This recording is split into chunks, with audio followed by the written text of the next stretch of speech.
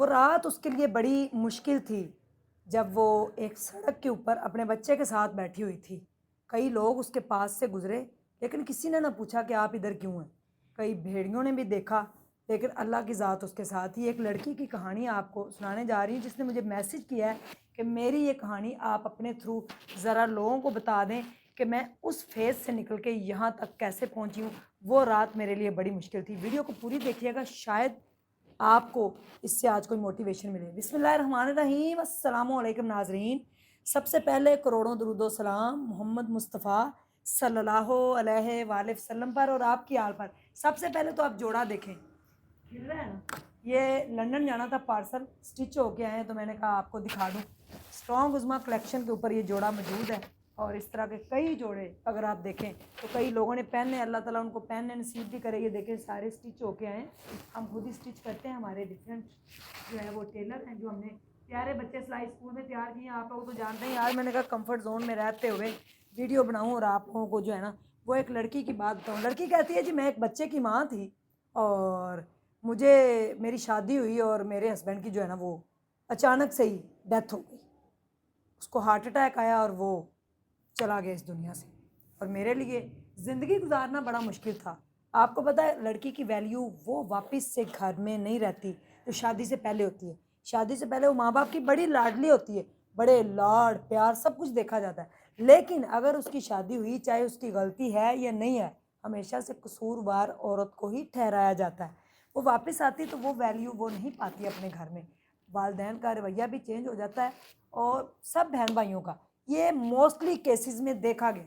کہتی میں بڑا پریشان تھی تو میں کبھی ادھر جاب کبھی ادھر جاب کبھی ادھر جاب، تو کہتی ایک دن اتنی لڑائی ہو گئی کہ مجھے گھر سے نکالا گیا اور میں ایک سڑک کے اوپر بیٹھی ہوئی تھی، چھوٹا سا بچہ میرے ساتھ تھا جس کی عمر بھی تقریباً 5 سے 6 ماہ تھی، اور میں بڑا پریشان تھی کہ میں اب کہاں جاؤں، روڈ کے اوپر تو رات نہیں گزرتی نا۔ تو کہتی میں کئی لوگوں نے دیکھا، کئی بھیڑیوں نے دیکھا، کئیوں نے گاڑی کھڑی کی، کئیوں نے بائک کھڑی کی کہ کب یہ ٹوٹے گی، لیکن وہ کہتی میں اپنے آپ کو توڑنا نہیں چاہتی تھی کیونکہ میرے اس بچے نے کل کو اسی سوسائٹی میں بڑا ہونا تھا اور میں اس کی نظروں میں شرمندہ نہیں ہونا چاہتی تھی۔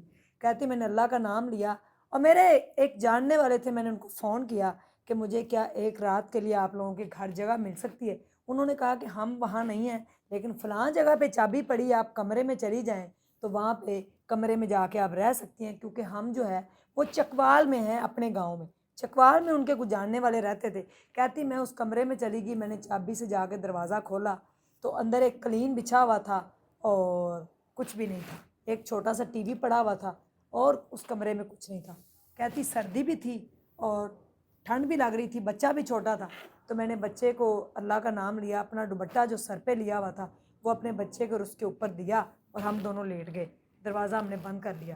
کہتی پھر میں نے پوری رات ڈر کے گزاری کہ میری کیا زندگی ہے، میں کیا تھی کیا سے کیا بن گئی، یا اللہ یہ میرے ساتھ کیوں ہوا۔ ہم سب سے پہلے جو ہے نا گلے شکوے یہ سب کچھ شروع کر دیتے۔ کہتی پھر میں نے کہا نہیں مجھے کچھ سوچنا چاہیے، تو میں ساری رات بڑی مشکل سے میں نے گزاری۔ نیکسٹ ڈے کہتی میں نے ہوٹل پہ گئی اور وہاں پہ جو بچے ہوئے چنے تھے جو لڑکا دھو رہا تھا برتن، اس میں مجھے تھوڑے سے چنے نظر آئے پلیٹ کے اندر، تو میں نے وہ چنے جو ہے وہ اس سے کہا کہ یہ چنے تھوڑے سے مجھے دے دو۔ چھوٹا سا بچہ بیٹھا ہوا برتن دھو رہا تھا، بعد میں کہتی میں نے اس کی بھی زندگی بدل ڈالی۔ کہتی اس نے مجھے وہ چنے دیے اور کہیں سے مجھے سوکھا ہوا تھوڑا سا نان بھی ملا، تو میں نے خود کھایا تاکہ تھوڑا سا دودھ آ جائے تاکہ میں اپنے بچے کو فیڈ کرا سکوں۔ اور کہتی میں نے اپنے بچے کو فیڈ کرایا اور پھر دودھ آنا بھی بند ہو گیا۔ بچہ جو مدر فیڈ پہ ہوتا ہے، مدر کو بھی ڈائٹ کی لوڑ پڑتی ہے اس ٹائم، لیکن وہ نہیں تھا ایسا کچھ بھی۔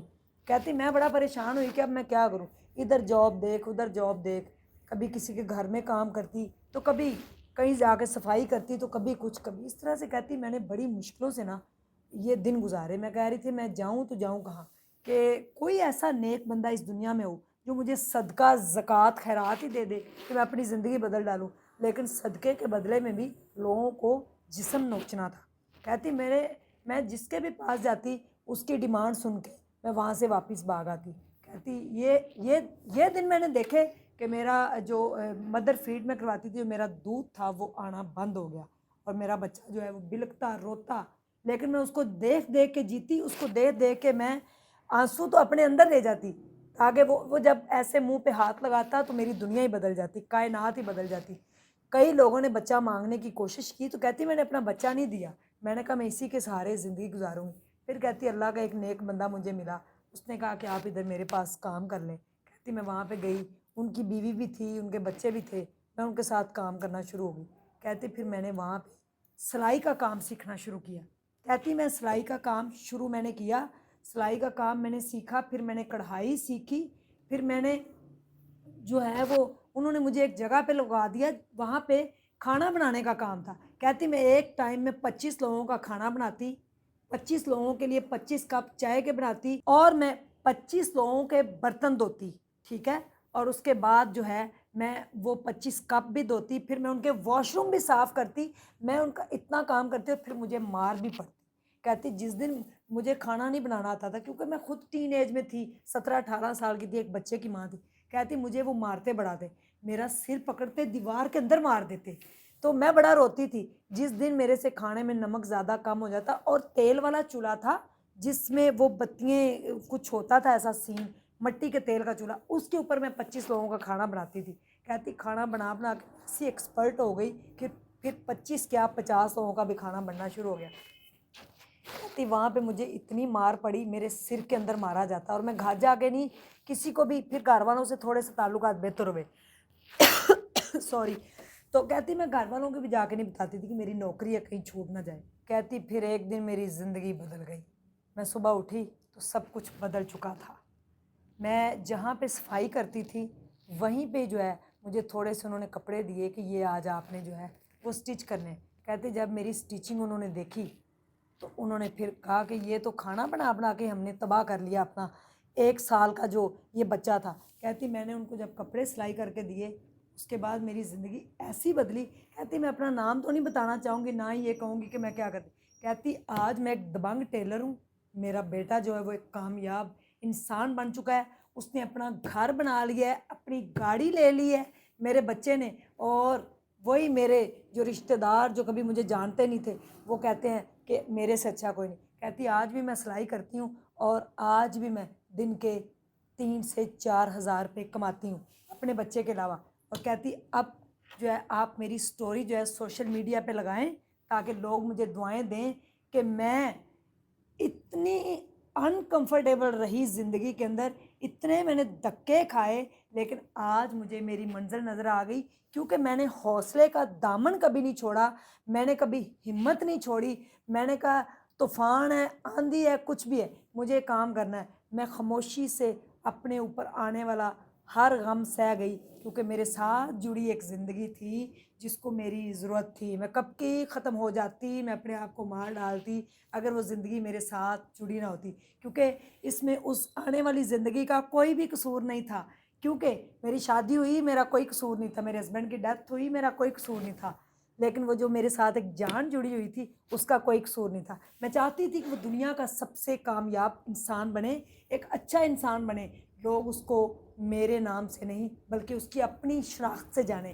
کہتی کسی دن میں اس کو ضرور آپ کے پوڈ کاسٹ میں لے کے آؤں گی، آپ اس کا پوڈ کاسٹ کیجیے گا اور اس کی گاڑی دیکھیے گا، اس کا گھر دیکھیے گا جو اس نے لیا ہے میرے لیے، اور ہم دونوں ایک دوسرے کی جان ہیں، دونوں ایک دوسرے کو دیکھ کے جیتے ہیں۔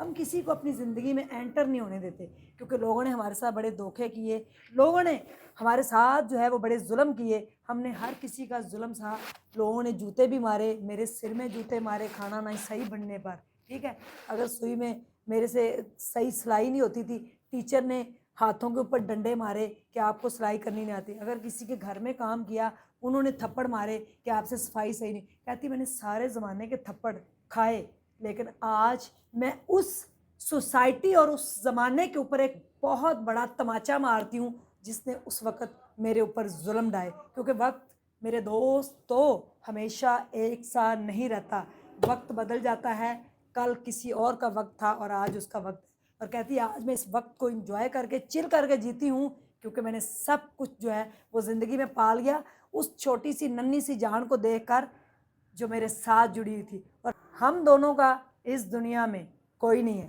سوائے اللہ کی ذات کی۔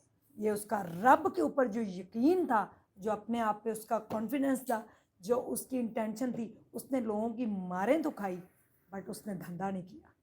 تو کیا آج آپ کو اس لڑکی کی کہانی سے کچھ موٹیویشن ملی ہے؟ ہر کسی کی زندگی میں anybody has a story. سب کی زندگی میں کوئی نہ کوئی اسٹوری ہے. سب بھی جو ہے وہ کسی نہ کسی فیز سے گزر رہے ہوتے ہیں، لیکن کچھ جو ہے وہ سنبھل جاتے ہیں اور کچھ گر جاتے ہیں. حوصلہ یہاں سے آتا ہے. اس کی کبھی نہ سنا کریں، اس کی سنا کریں. This is supreme court of your body. Thank you so much. It's up to you. Comment section میں آپ کیا لکھتے ہیں. اللہ حافظ.